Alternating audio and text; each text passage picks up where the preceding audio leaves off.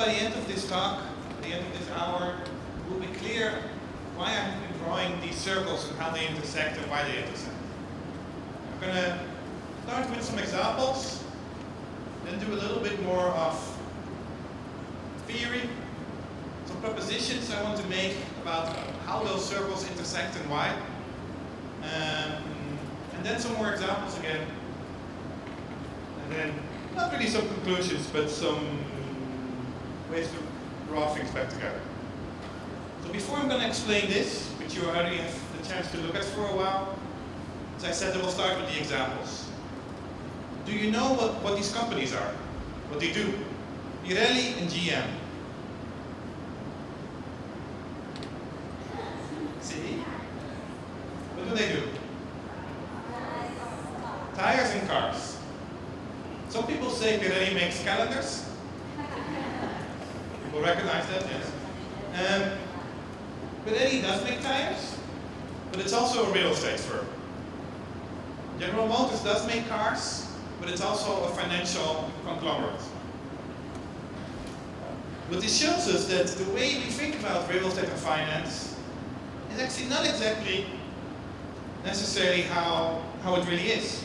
We think of a bank and then we think of finance. We think of a hedge fund, private equity fund, but we don't think of General Motors. We think of big construction companies, different names here than where I come from, so I don't know the names here. But we don't think of Pirelli as a real estate firm. But actually, Pirelli is having a network of real estate agents, and they also have their own development. One of the two has been sold off recently, but for a number of years, they were both organizing real estate agents, and they were developing real estate themselves.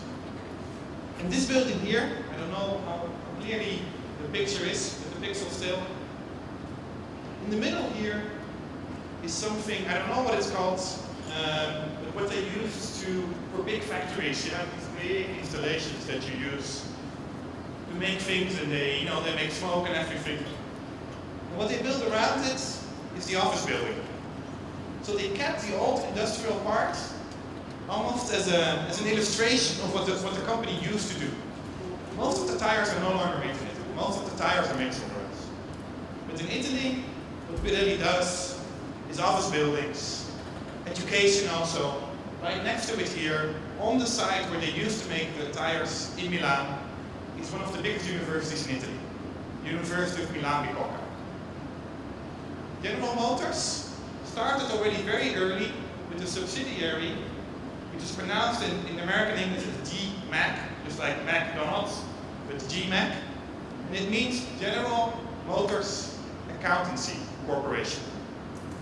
And originally they were doing the administration, and they were also giving out car loans. Because General Motors thought, if you want to sell cars, what's the easiest if people have the credit? So what's even easier than making people go to the bank and get credit is if they don't have to go to the bank. We can give them credit ourselves. So over the years, GMAC as a subsidiary has become independent from General Motors. And GMAC later on in the US became one of the biggest subprime lenders. So one of the biggest lenders giving overpriced loans with very high interest rates to not only poor people, as is often told, very often to middle classes, but overpriced loans. And after General Motors got rid of GMAC and was being independent, some years later they started a new financial part called GM Financial, so it was even clearer at the time. And what happened in the years of the crisis is that General Motors and GMAC both had some problems. And you would see the reporting about General Motors being about the cars that they make, they're no longer up to the normal standards. There were even stories that they said, like, they pollute too much even for China. And that was part of the problem.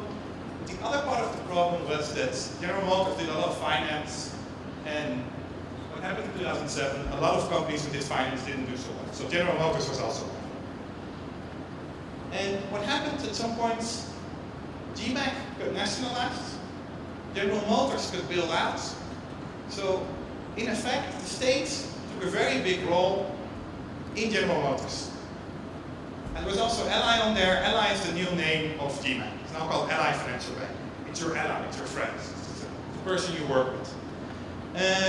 So the treasury, in a way, the one directly, the other one was indirectly bailed out by the treasury.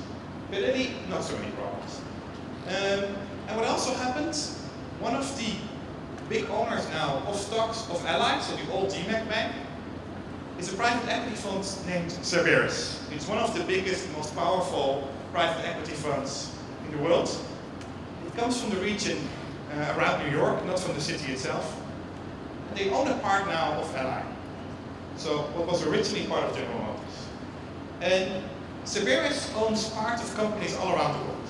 And one of the other companies they own part of, at least again until recently, because it changed again, is GSW. And what does GSW do? GSW was the biggest provider of public housing in Germany. And the state of Berlin, where GSW had all of its housing, was heavily indebted. And what they did, they sold off a lot of the public housing. Sometimes a few thousand units here, a few thousand units there. But in the case of GSW, the entire organization, around 60,000, 65,000 units, was privatized in one go. And it was bought up by Cerberus.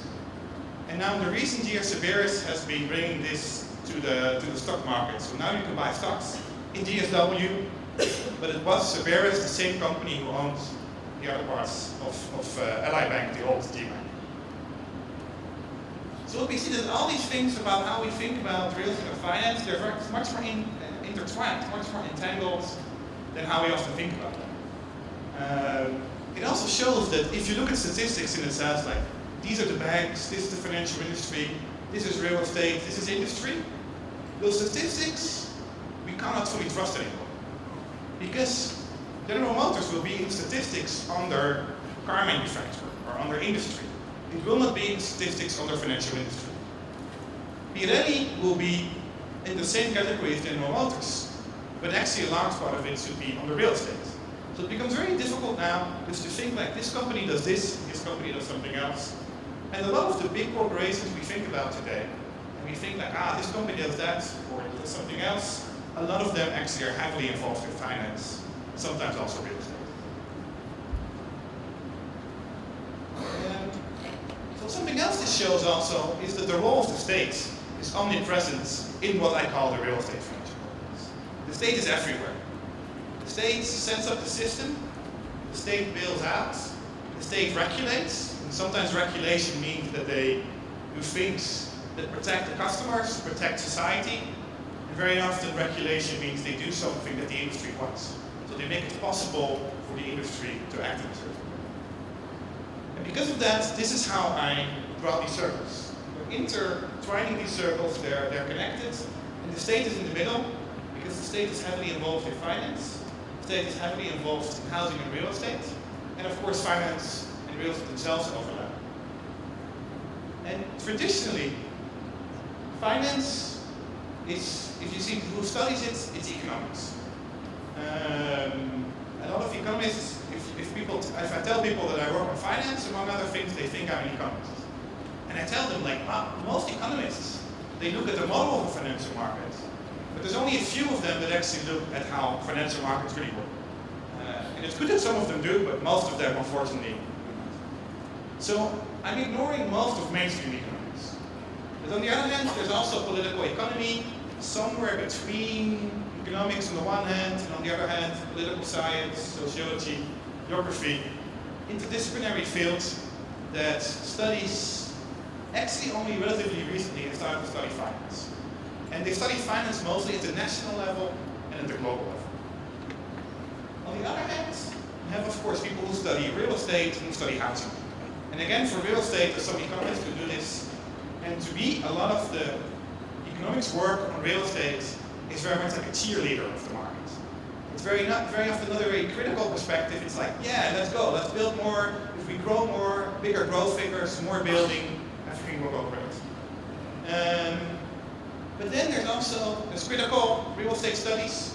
It's about 5 to 10 people. And then there's urban studies. And of course, within urban studies, a lot of real estate is studied as well, but often in combination with urban planning, urban policies, other things. Which is a good thing, because all those things are connected. But these people to the right, they focus mostly on urban projects, urban policies at the city level. People on the left focus on the higher levels. But what does that mean? One of the implications, if you go along with me, the way I draw the circles are somewhat correct, it means that the political economists do study finance, but not really housing and real estate. And on the other hand, it means that people in urban studies don't really study finance. So there's a mismatch. It's not just that we have to bring different fields together to understand how real estate, finance, and states work together. We actually have to bring different levels of analysis together. And that's one of the difficult parts. And one other thing, of course, that you might have guessed already is that where I take the inspiration for the name the real estate financial complex is from the idea of military industrial complex. And I think it's a term probably most of you are familiar with. But what I know is a lot of people don't know where the term comes from.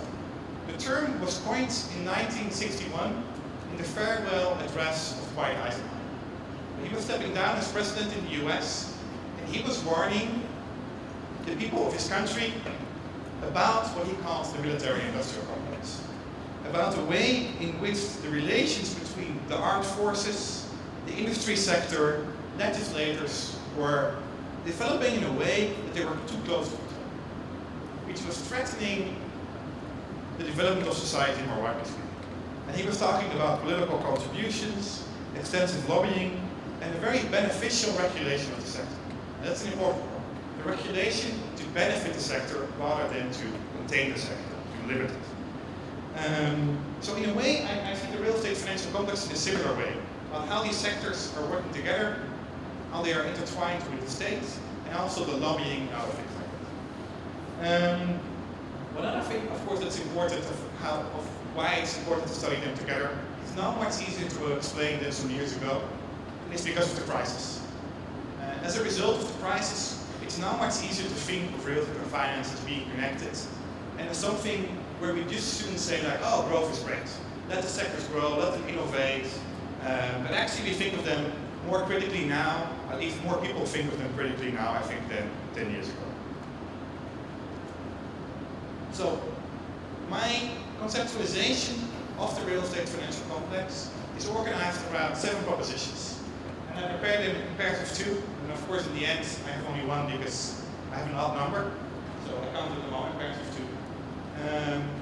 And sometimes after 2 of them I will do some illustration with some cases, or I will take a little side path and then come back again to the path to explain in a little less abstract terms what it means. So, the first one is very obvious. Real estate and finance have grown at the relative expense of other economic sectors. You can measure it in terms of their contribution to GDP, gross domestic product.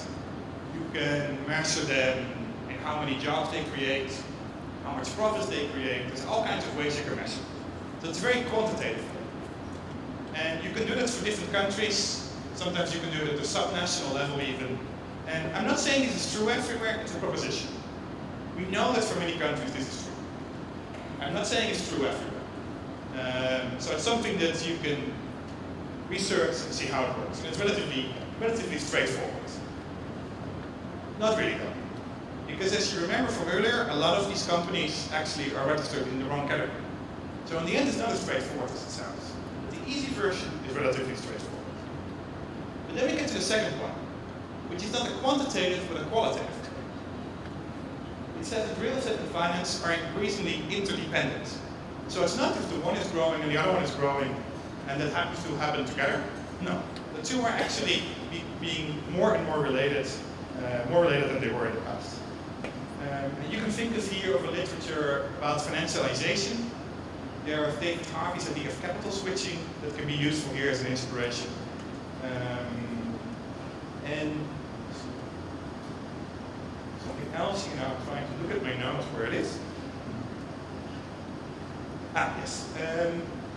There's all kinds of ways, of course, that real estate was always dependent on finance. Real estate is very capital intensive. So in general, if you want to own real estate, whether you are a person and you just want to buy a house, or you just want to build your own house and buy the land, or if you want to own a whole building, or if you become a landlord, you need a lot of cash compared to a lot of other things you can buy. For most people, buying a house or constructing a house will be the most expensive thing they ever do in their life. So of course they've always been connected, but my claim is that they're more connected now than they were before. And it can be in all kinds of very advanced ways. There's something called securitization, where mortgages are resold into a secondary market, and you can buy the rights of the people paying off the mortgage. I could just talk a whole hour about that, which I won't do. So I hope you know a little bit about it. If not, then afterwards. There are real estate investment trusts in which you can now own little pieces of office buildings around the globe. And in this way, real estate is starting to compare more to other financial products, the way they become consumer. And this is about finding a balance between the space of fixity of real estate, people like David Harvey and Kevin Fox-Carlton talk about, and the liquidity of finance. You can never find a full balance because they're always in a contradiction with each other. But the real balance will never be found. There's ways to look for this, to look for a fix, but it's never completely found. So you notice that I used the term financialization at least once or twice already. So let me provide you with a definition of what I call financialization. For me, this is the increasing dominance of financial actors, markets, practices, measurements and narratives at various scales, resulting in a structural transformation of economies, firms, that includes financial institutions, states and households.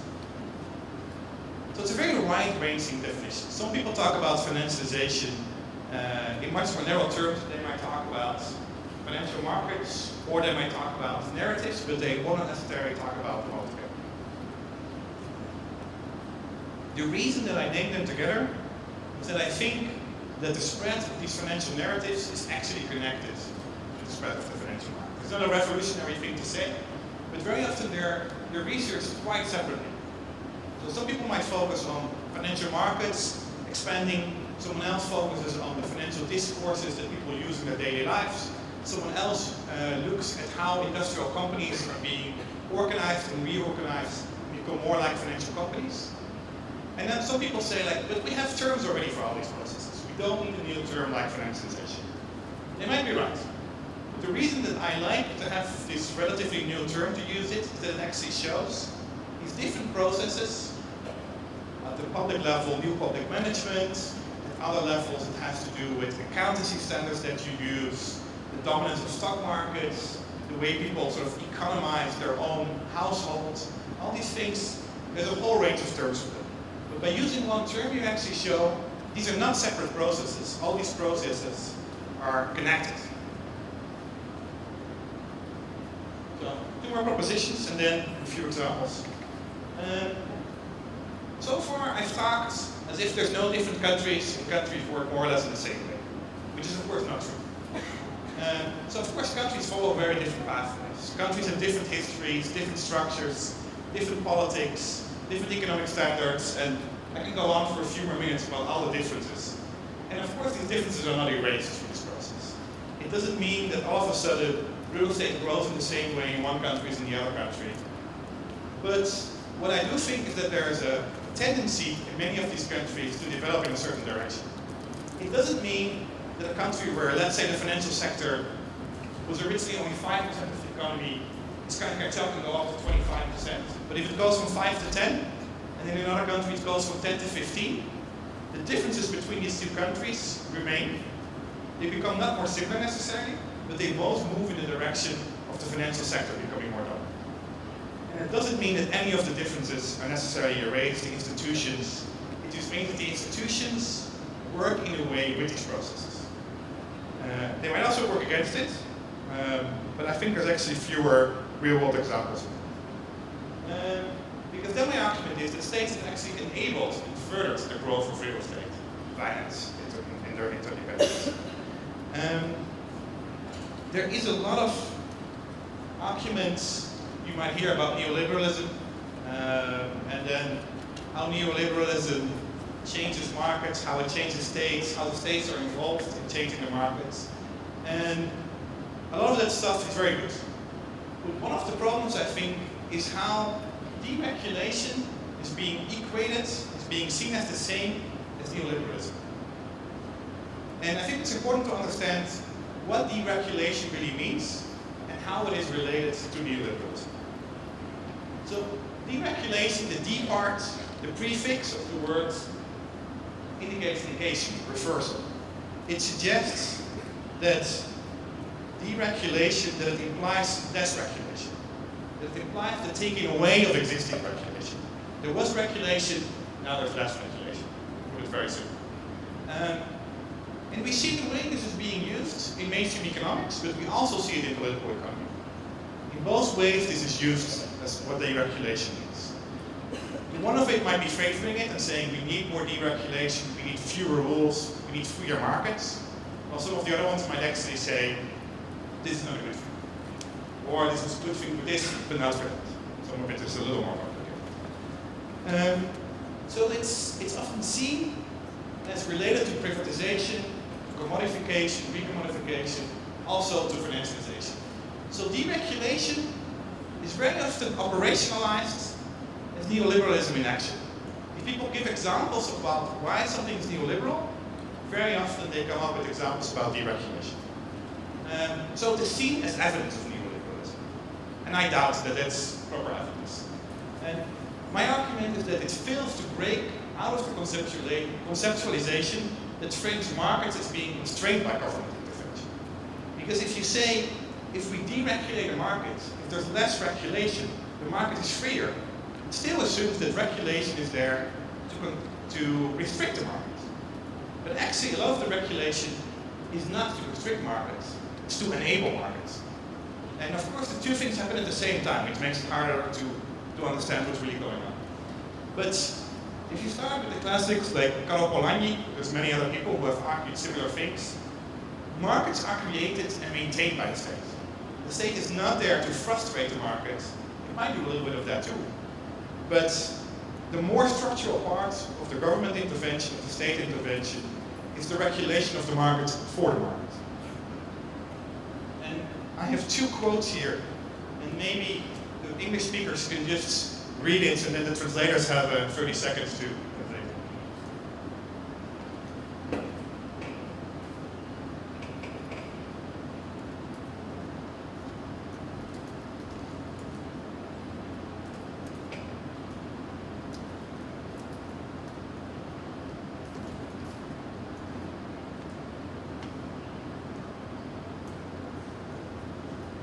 Yeah, okay.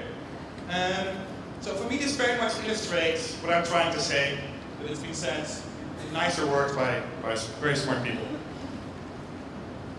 To continue that argument, the part in gray is the part I already discussed, and I see now we're running into some trouble with making the presentation on the Mac, showing it on a PC. So deregulation, some of it is economic liberalization, but a large part of it is not economic liberalization. It is something else. And some of the regulation is needed to facilitate the shaping of markets, the making of markets, and also the liberalization of markets.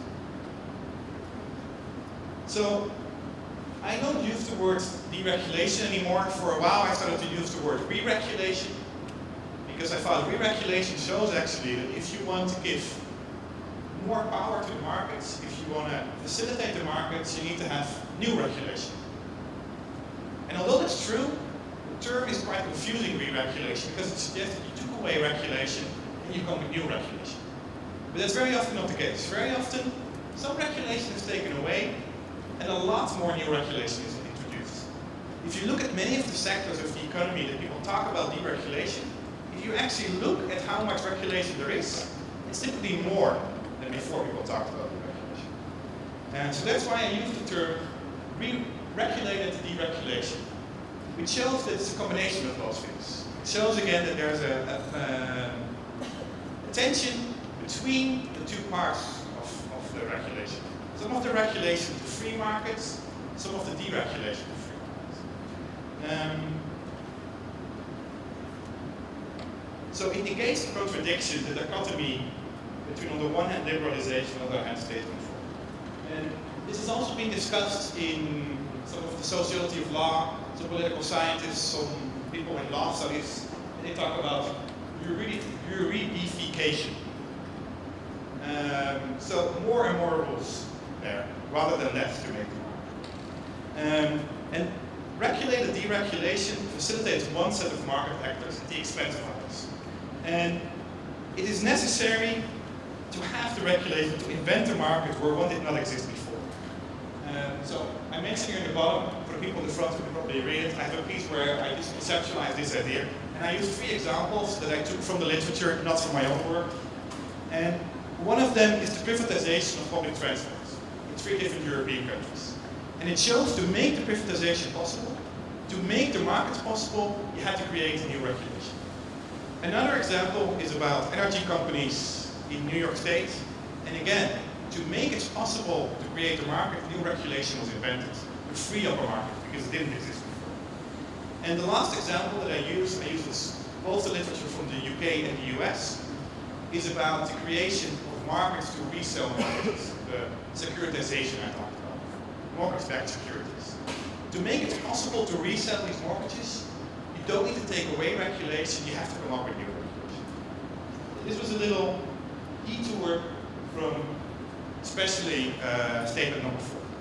After number 5 and 6, I have again a few examples, and they start to become a little more urban, which I think some of you will like. So, the 5th and the 6th, I put them together because only one word is different between them, and those are the 2 words in italics at the end. So, the 5th is the real estate financial complex. It's not only organized at the national level, which is sort of how I've discussed it before, but also at the urban level. And number 6 is also at the global level, the global scale.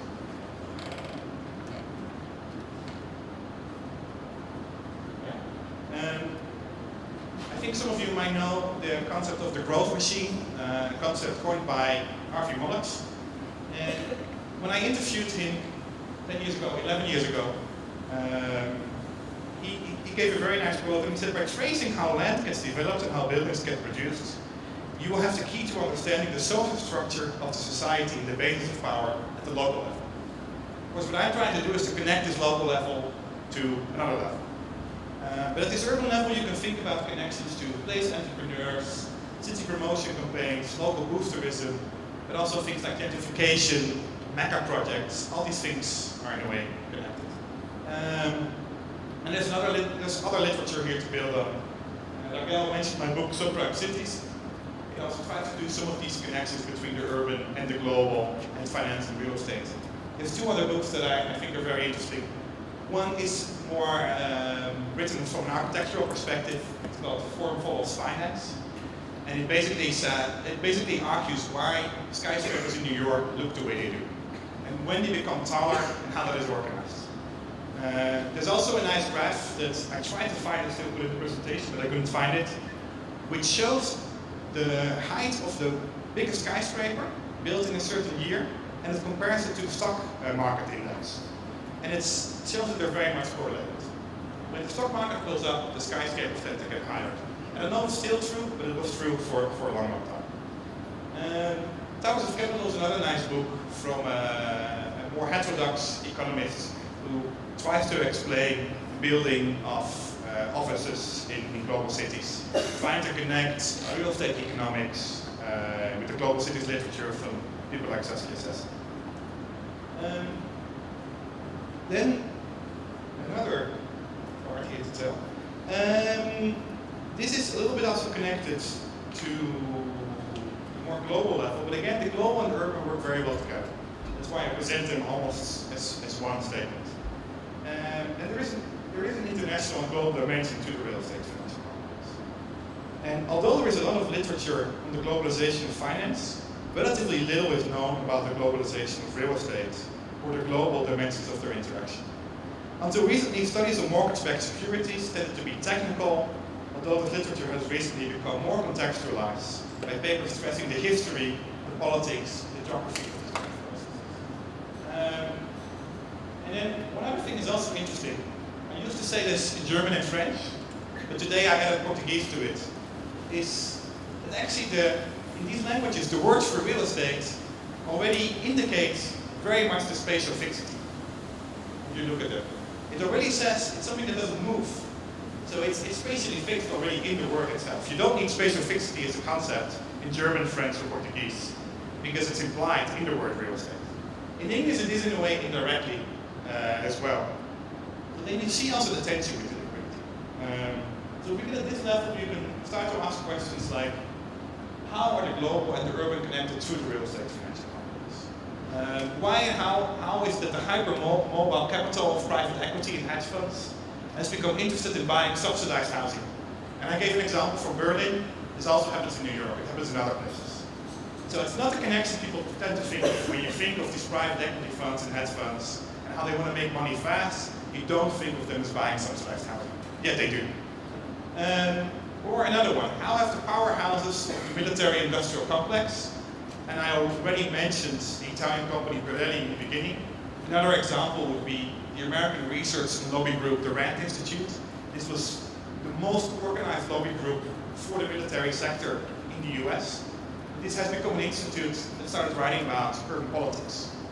And they basically pushed, they were one of the institutes that pushed the fiscal restructuring of New York City in the 1970s, which basically means bail out the rich, let the poor die. So this was advocated by a group that was a lobby organization for the military and is now still working as a lobby organization. And they advise city governments on how to cut their budgets, basically. They tell them, if you cut the services here, if you privatize those services there, we will live in a better world. So even the lobby groups have shifted within one group from the military-industrial complex to the real estate financial. Even within that group, it happens quite directly.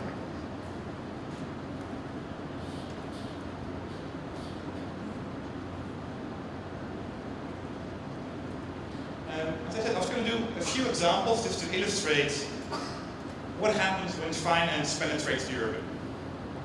And I have first one example from a paper I did with an Italian colleague who is based in Amsterdam, Federico Sofini.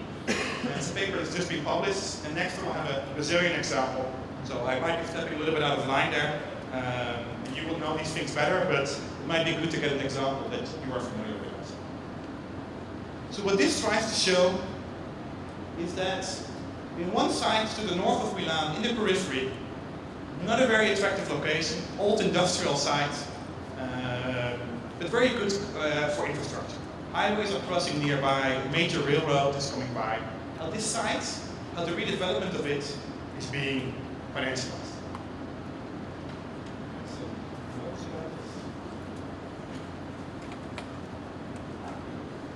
And what we see, if you go to the different years, with the first column, and you compare it to the later two, that the cost of the projects go up and up and up. Every time the land is being resold to a new developer, and very often a new consortium of developers, a new group of developers, the price of the money goes up. The price of the land, sorry, goes up. So the land gets more and more expensive, and sometimes it takes 10 years, sometimes 5. And every time the land is being resold, it's the idea that it can generate more money. Otherwise, why would the price go up? It's still the same land. The land hasn't changed. It's still polluted industrial site. And what of course happens when you start selling the land for higher and higher amounts, then at some point it goes up to 405 million. It's a big site, but 405 million euros for a contaminated site in a not too attractive part of the Milan periphery is still a lot of money. It means the expectations go up how much money, how much profit you can make on this site. But the profit expectations, in the beginning, are not even defined. Then they go up to 9%, 15%, then the crisis hits, and then actually the profit expectations go down to 12, which is still a nice profit in a low inflation environment. But still, the cost of the land goes up, even though at that point the profits are expected to be a little lower. But what does it mean, these higher profit expectations, the higher prices for the land? It means that the program of what you're going to build there has to change too. So the program of what's going to be built there becomes more and more intensive. And this is not in the municipality of Milan, this is in a small peripheral city called Sesto. And the city of Sesto has a relatively poor population, doesn't have a lot of money, so they want this project to succeed. And they feel like every time they have to help the project along. So the developer comes to them and they say like, can you change the zoning because otherwise we cannot make money on it. Well, they cannot make money on it, not because of the zoning, but because they start paying more and more for the land defense. So then they lobby city government, the city government changes the zoning, the city government might even give all kinds of tax breaks, which means again, like, we have the tax breaks now. That means we can sell the land for even more money. So this continues a few times, etc., etc. So what we see here is not just the financialization of the land itself, it's actually the financialization of the land use planning, the financialization of urban planning. And we talk about this as a decontextualization, because what also happens, it starts relatively local, the plans are being made, what is good for Sesto, and in the end it's what is good for developers to make their investment of more than 400 million euro to be paid back. And what is being planned has no connection anymore with what makes sense to plan in these parts of the region. So you see a detachment between the planning process at the local level and the financial logics or the investor logics, whatever you want to call them, at other scales. They don't work anymore in Sesto. Very often they don't even work necessarily in the Milan metropolitan area. The money comes from the national level, from the global level. And in the beginning we see like, there's one bank backing this process. And the further you come in the process, the more banks are involved. And this is on a very big scale, a huge size. In Brussels, where I live, there's a PhD student at a different university, and she looked at housing development. And she found something similar. Even when there's housing projects of 7 units or 10 units, typically one building with 7 flats, there might be 5, 6, 7, sometimes even 10 different financial institutions involved. So the financialization doesn't mean the way it's financial institutions are trying to make money this way. It even means the spread of the risk in very small locations. There were international banks involved in the development of these 7 units of housing. And they set up a different company for each of these developments. Which also suggests that some of these companies try to reroute their taxes in other ways and are not necessarily in the business of making money on real estate. They try to make sure they don't have to pay too much taxes. Sometimes that's easier through real estate than through other things. What this also shows that land has become what Phil O'Neill calls an arterial route in the circulation of finance. So it's become an easy way to use your money to pay less taxes, but also to make the money circulate. In a way, it's a reworking of David Harvey's idea of circuits of capital. And here capital is not only flowing onto and through the land anymore, as David Harvey and Anna Heide have argued. Actually, the land is increasingly used itself as collateral. Because what many of these developers do, they first take out a loan to pay for the land, and then when they own the land, they go to another bank and they say, I own this land, it's worth a lot of money because we're going to build a very successful project. And then they get out new loans based on the collateral of the land to invest elsewhere. And very often the loans they can take out based on the collateral are even higher in the amounts of euros in this case than what they paid for the land themselves. So also in that way you can see in the end you don't have to make the project anymore. As long as you just tell someone, we're going to make a project here. The city has already approved it. You don't have to make the project anymore. You just use the land to get out bigger loans to invest somewhere else. And you can do this a few times, and sometimes it goes wrong, but typically you've already made your profit then, and it goes wrong for someone else. It goes wrong for the city of Sesto. It goes wrong for a minority holder of the shares. The other example. This was one of the examples discussed this morning in the workshop that I think Raquel mentioned when she was saying something in Portuguese. I heard something about the workshop. So this is a paper by Mayra Mosquiano and Álvaro Pereira. Mayra is here, Álvaro is there. I think some of you might know Álvaro. And they looked at Porto Maravilha in Rio. And this is another example of where the financial engineering of the project goes to new levels, goes to a different kind of level. I assume many of you know about the CPACs. I don't know that much about it, I just know it from people who presented about it today. The one does another one. So I'm not going to say too much about it, I'll just let you look at this for a little while, and I hope you are familiar with these cases. But what I want to show here also, sometimes people say like, yes, all these things you tell about these very complicated financial structures, it happens in the US, maybe it happens in Europe, But it doesn't happen in Turkey, it doesn't happen in Brazil, it doesn't happen in Mexico. But I've rarely come across a case as extreme as this one. The way the development rights are being financialized in the case of Puerto Montevideo, I was quite shocked to see this first. It's much further than anything I have seen in the US. There are some people who work on similar issues in the US, and it's not as extreme as Puerto Montevideo. It also helps that the scale of Puerto Montevideo can only be compared to the Docklands because that's the first smaller project. So the scale of the project adds to already the way the developments happen.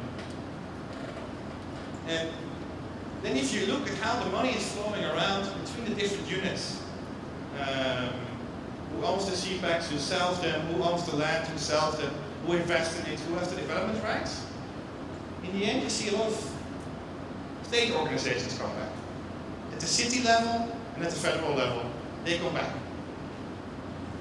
And what this shows to me is not like, oh, there's no financial market becoming involved. No, to me it shows that actually the state itself is becoming financialized. The state has internalized the logics of the financial sector, of the financial industry, in the way they deal with things. Not just in policy-wise, but they even use very complicated financial products to do what they do.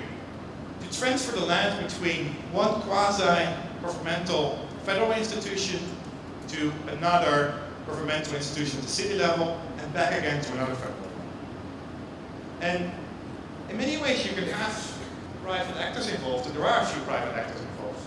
But a lot of this goes between different levels of federal governments, quasi-state institutions, and city governments. So the land is changing hands, the development rights are changing hands, and money is being exchanged. And in the end, all these financial things are being used to develop something.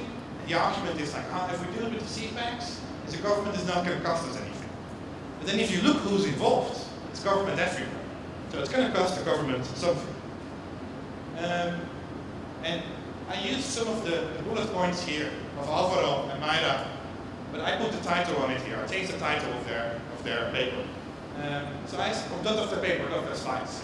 So for me, this is a really clear indication of how the state facilitates the financialization. So the financialization happens through the state, but also how the state itself is being financialized. And how these interventions are oriented to promote the valorization and leverage of the project, as Alvaro and Mayra say.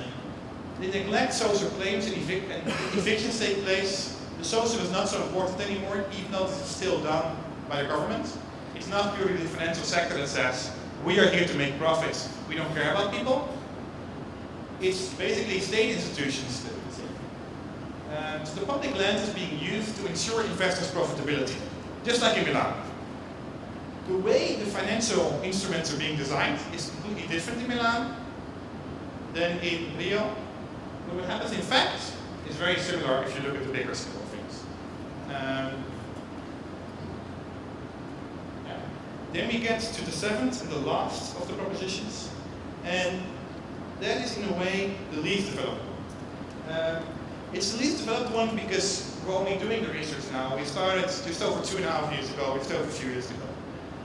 And you see it's also the longest one. Maybe that's also why I have to present it by itself.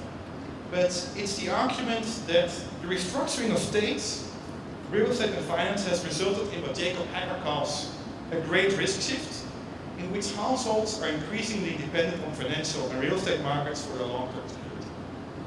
And this might be quite different in Brazil, where you can say, well, what else would they be dependent on? Well, in Europe, we would say they were dependent on the welfare state.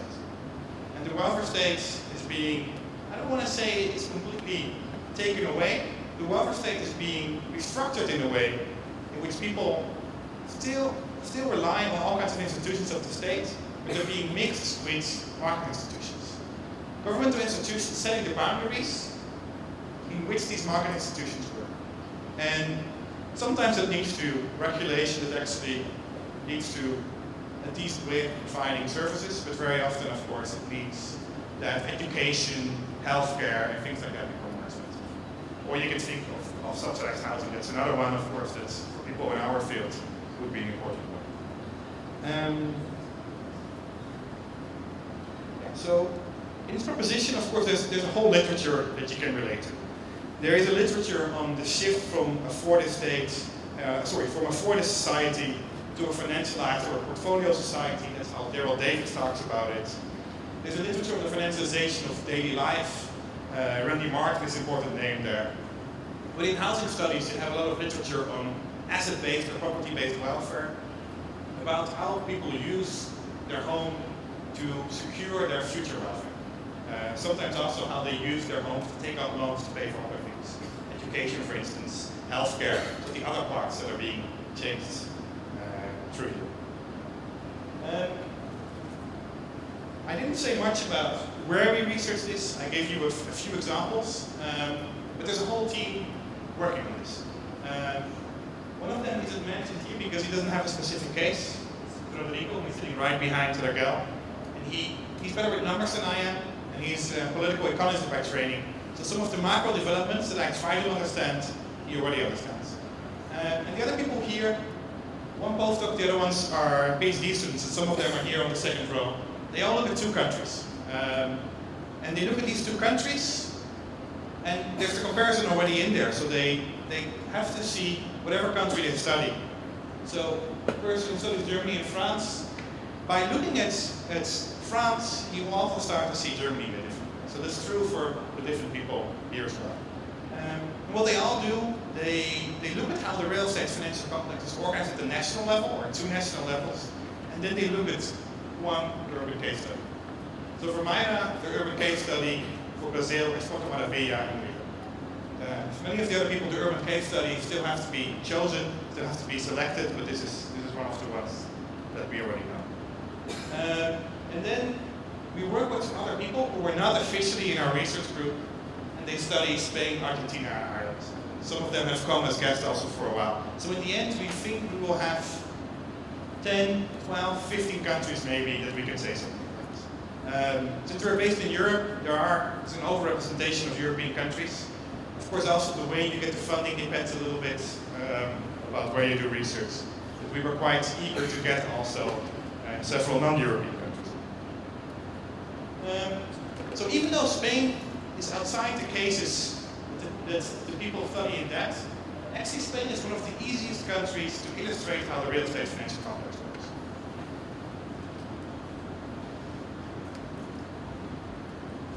What happened in Spain is that you could say, well, the real estate financial complex, we have to expand a little bit, and we can call the real estate financial tourism complex, or the real estate financial second homes complex.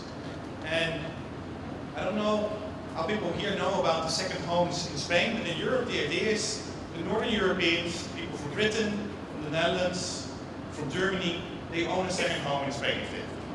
But actually most of the second homes in Spain are owned by Spaniards. It's a minority only of the foreigners who own the second homes. And it's very widespread. Many middle-class people have second homes, and even some working-class people have second homes in Spain. Already during the time of Franco, it's often attributed to Franco, the expression here, but it's actually one of the people who worked for Franco.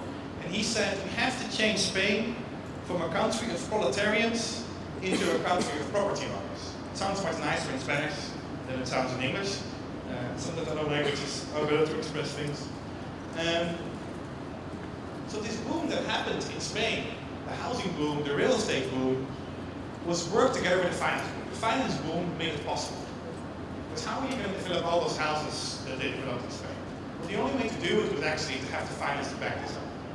And the same with tourism. And in a way, this goes back a long way. If you start under Franco, Spain systematically builds more houses than other countries. If you look per like 1,000 inhabitants or per 1 million inhabitants, Spain outbuilds other countries. At some point, Spain was building more houses per year than France, Italy, and Germany together.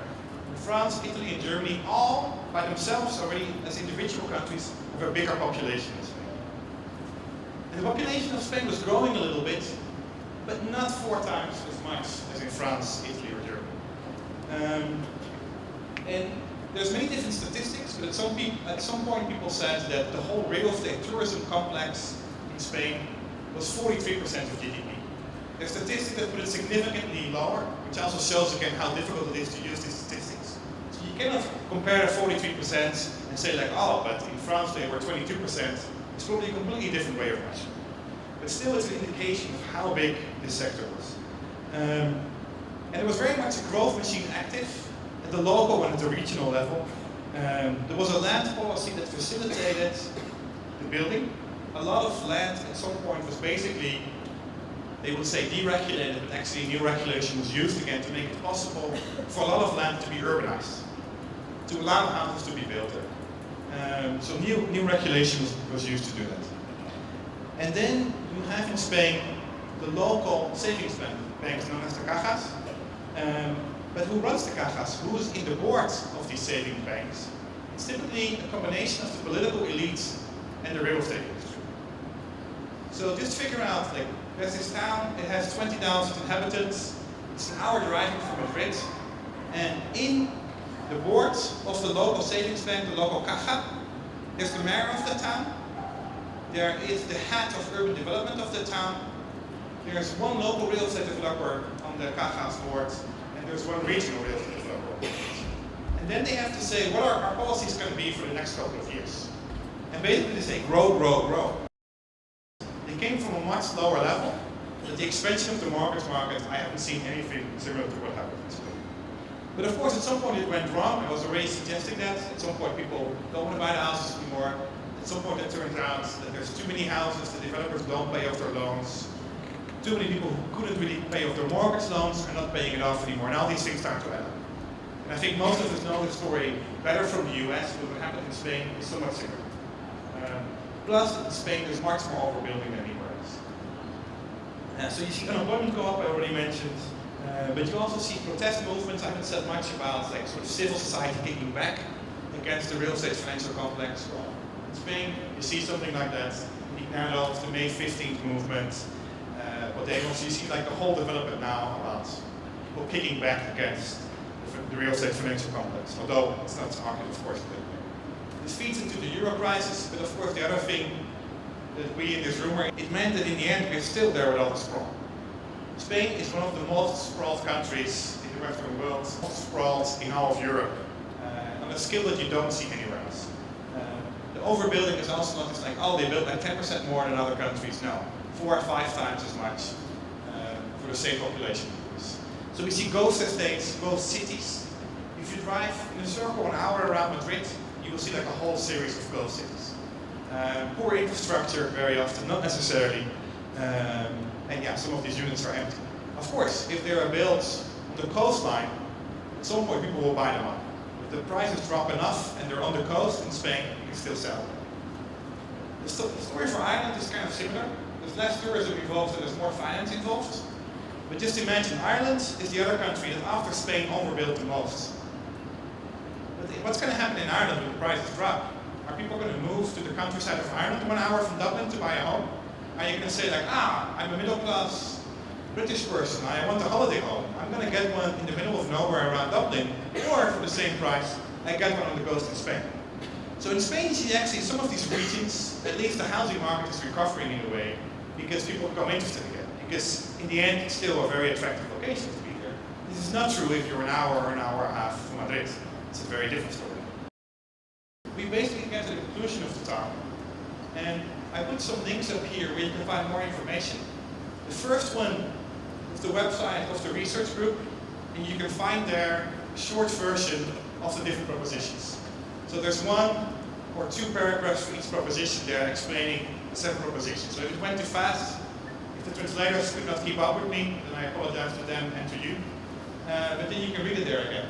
Secondly, we also have a Facebook page, and when we have something new out, we post it there, but actually most of the posts on the Facebook page are about just interesting articles we read about something with finance and real estate, very widely defined, critical studies about this, newspaper articles that we find. So you can just go there, and if you like it, it will show up in your feed.